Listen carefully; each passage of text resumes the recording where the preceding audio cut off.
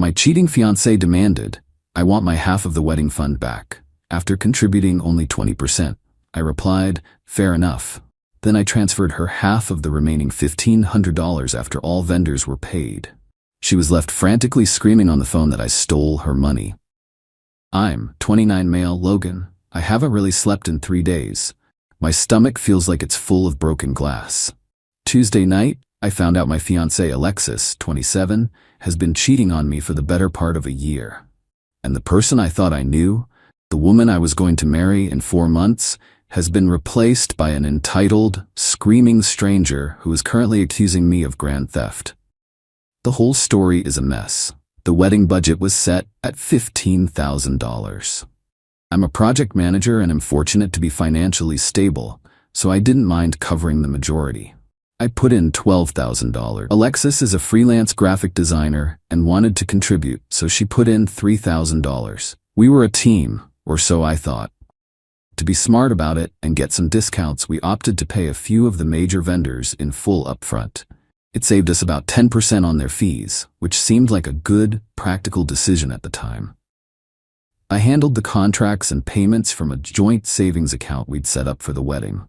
The vendors we paid were the venue, a rustic barn-style place, $7,000 paid in full. The caterer, who worked with the venue, $4,000 paid in full. The photographer, a $1,500 retainer on his $2,000 fee. A wedding coordinator, who bundled smaller things like the DJ and some rentals, a $1,000 deposit on her $2,000 fee. Total paid out from the wedding account, $13,500. All contracts clearly stated these payments were non-refundable. Remaining in the account, $1,500. For the past few months, Alexis was distant. I chalked it up to the stress of wedding planning.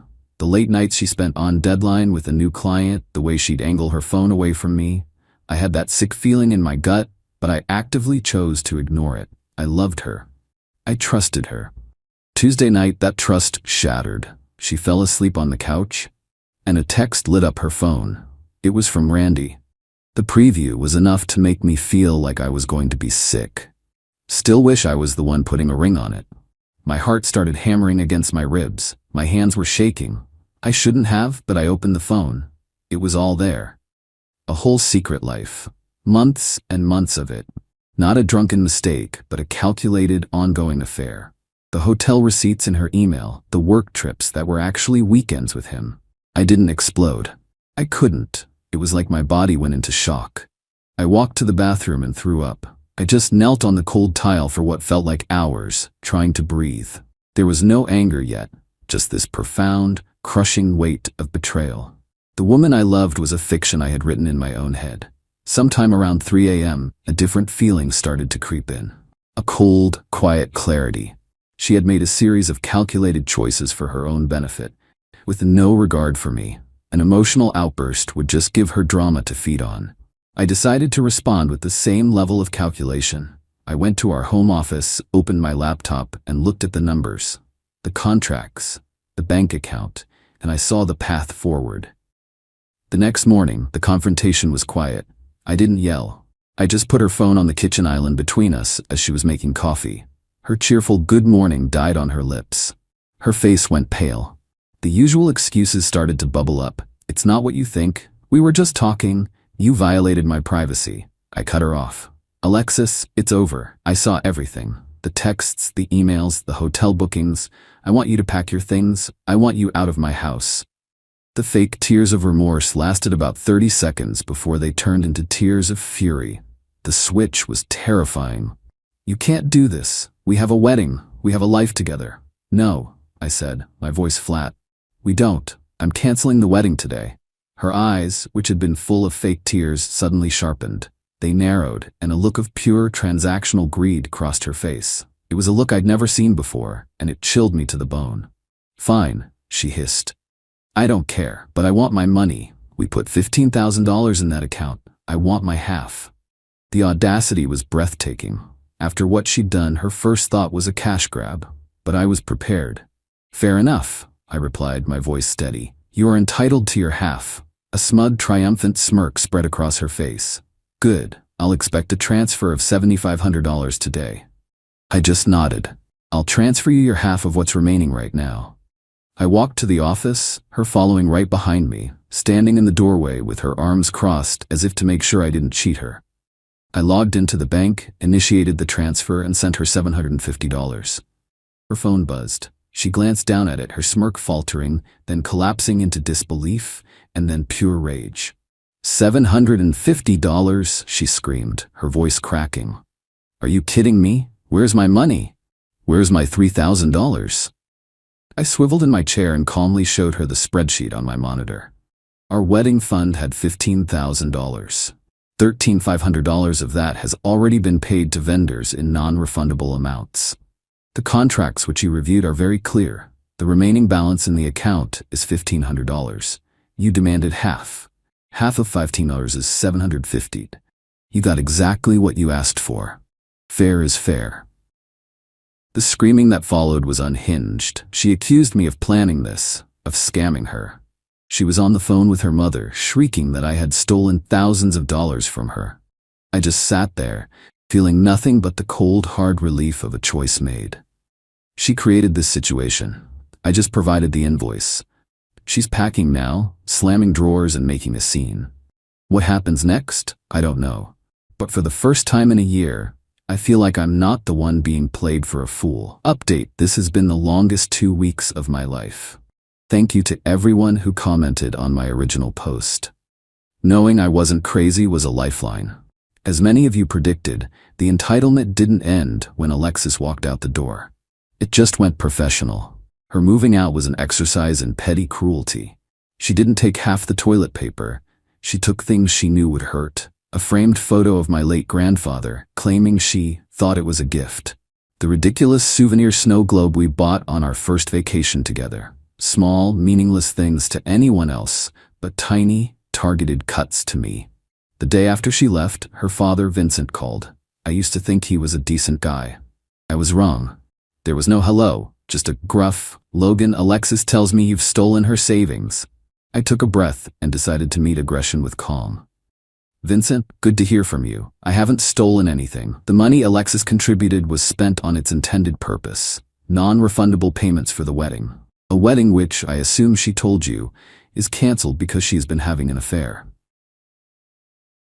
There was a pause. "She said you two had a disagreement and you overreacted," he said, his voice cold. "Frankly, the reasons don't matter. She's a young woman trying to start over, and you're holding her $3,000 hostage out of spite. It's a bad look. Just give her the money and be a man about it." I felt a surge of anger, but I pushed it down. "Vincent, there is no money to give. It's gone. It was paid to the venue and the caterer. If Alexis believes she is owed that money, her dispute is with them, not me. I'd be more than happy to forward you the fully executed contracts, which she co-signed, along with the vendor's contact information. You're welcome to try and get the money back from them." He was furious. He started yelling about lawyers and how I wouldn't get away with this before hanging up. It was an empty threat, and we both knew it. No lawyer would take that case. The revenge here wasn't some grand gesture. It was the quiet, infuriating brick wall of contractual reality. They wanted to fight, but they had no one to swing at but themselves. Next came the social media campaign. It was more insidious than a public post. Alexis put up a generic, sad-faced selfie with a caption about new beginnings and learning to put myself first. Theatrically tragic. But in the DMs and private friend groups, the story was that I was a financially abusive, controlling partner, and that our breakup was because I couldn't handle her becoming her own woman. The $3,000 story was her proof, how I'd stolen her nest egg to leave her with nothing. Some mutual friends bought it. I lost a few of them. It hurt, but it also showed me who my real friends were, the ones who actually called me and asked, "Dude, what is really going on?" To them, I explained the situation calmly and factually. I didn't show them the texts. I didn't need to. I just laid out the facts. A few days ago, I got an email from Alexis. The entitlement had morphed. It wasn't an invoice for emotional labor. It was more grounded and somehow more infuriating. She demanded I continue paying her car insurance and cell phone bill, which were on my family plans, for the next 6 months as a severance to give her time to get on her feet. She also demanded the 65-inch TV, which I mostly paid for, and the good kitchen knives, because she did all the cooking anyway. This time, I didn't even feel anger.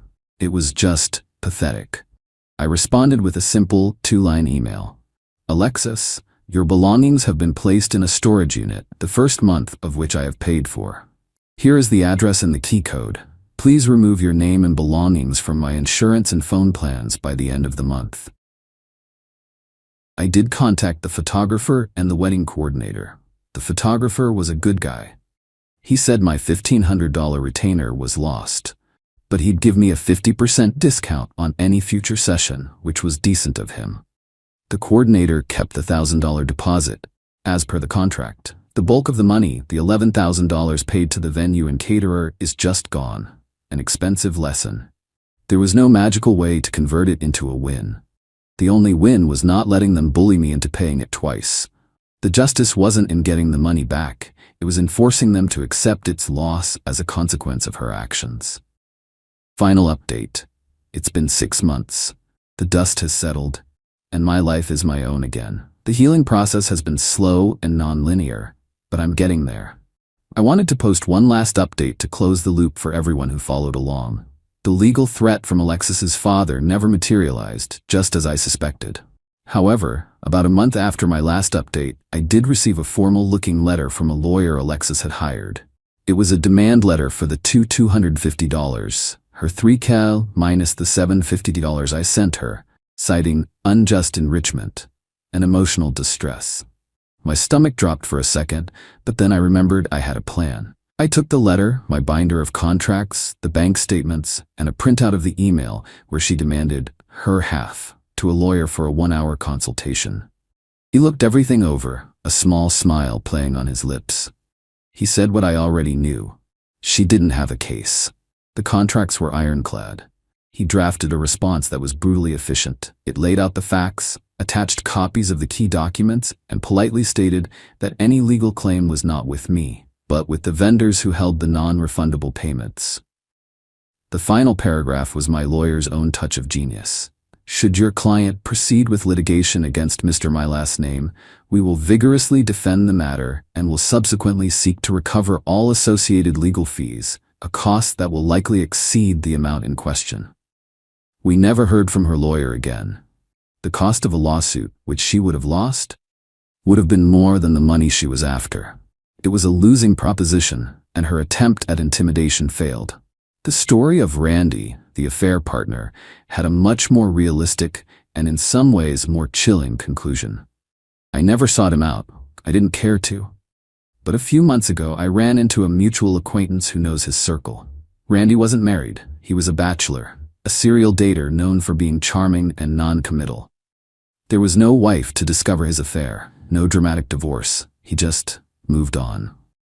Alexis blew up her 5-year relationship, her home, her engagement, for a guy who likely forgot her name a month after she became single. She wasn't a tragic victim of a master manipulator. She was just another notch on his belt. And in a way, that felt like a more fitting and pathetic consequence for her than any external revenge I could have imagined. As for Alexis, her life seems to have stalled. From what I hear, she did move back in with her parents. Her freelance business took a hit. Turns out the "I'm a victim" narrative doesn't pay the bills, and many of her professional contacts were also our mutual friends who now know the full story. Her attempts to paint me as a villain backfired, leaving her isolated. Her parents are apparently still furious, but their anger has nowhere to go. They can't attack me, and they're stuck with the consequences of their daughter's choices living under their roof. And me? The first few months were rough. There was a lot of anger and sadness. I sold the TV and the couch and redecorated the living room. It felt good to erase the last of her from the space. I used the discount from the photographer to get some professional portraits taken with my dog, which sounds silly, but it felt like a way of reclaiming my own life and identity. I've started dating again, very casually. It's strange, but the experience, as awful as it was, taught me to be fiercely protective of my peace. I learned that true justice isn't always about a dramatic public victory. Sometimes it's about holding your ground with quiet, unshakable facts. It's about letting the other person's entitlement and rage break against the wall of your own integrity. She wanted half. She got half of what was left after the wreckage she caused. I was left with the other half and the freedom to build something new with it. I'll take that deal any day.